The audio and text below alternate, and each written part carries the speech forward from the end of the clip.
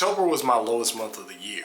The fewest dividend checks, the lowest total, and it kind of sucked. But what I realized is that this small dip might actually be a good thing. So in this video, I'll go over how much I actually made in dividends, how it compares to recent history, and why my portfolio could potentially be seeing some better days even after this recent dividend drop. So as you guys know, every month I keep track of the dividend income that I receive. As someone that only invests $30 a week, it's really motivational to see how I'm doing, especially in comparison to previous years. So for this month in October, I only received 9 dividend checks in total. That included companies like Nike, Coca-Cola, Nvidia, Vici, which paid me the most this month, Realty Income, and Main Street Capital. That and a few other companies left me with a total of $21.08, which was actually the lowest monthly income this year. And that brought my annual running total to $315.18.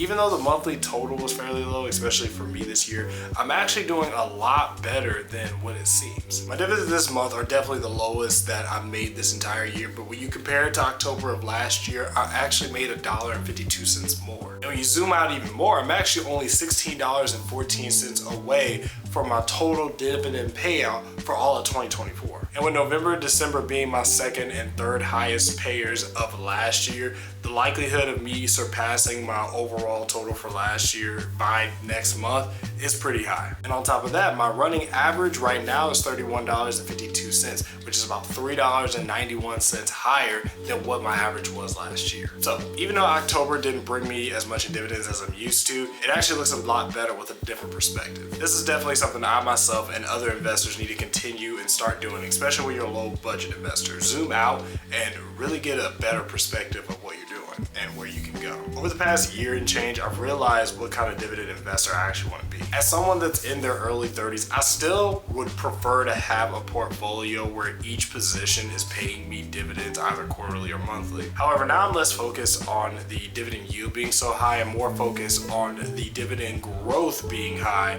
and that being attached to a company that also has a history of share price growth. That mindset actually led me to selling off a lot of companies off my portfolio like Best Buy and QIOD, companies that actually paid me in the month of October, which is a big reason why my monthly pay in October dropped. So even though my income is shrinking right now, which is honestly pretty weird, I really anticipate the growth of my portfolio to be better at this point. But here's what's keeping me even more motivated than that. If I continue to just invest $30 every single week from this point on, my portfolio could potentially pay me $607 per year in dividends in 5 years, $1,009 in 10 years, and $2,317 in 20 years. To me, it just really exemplifies the power of time in the market, not necessarily the amount.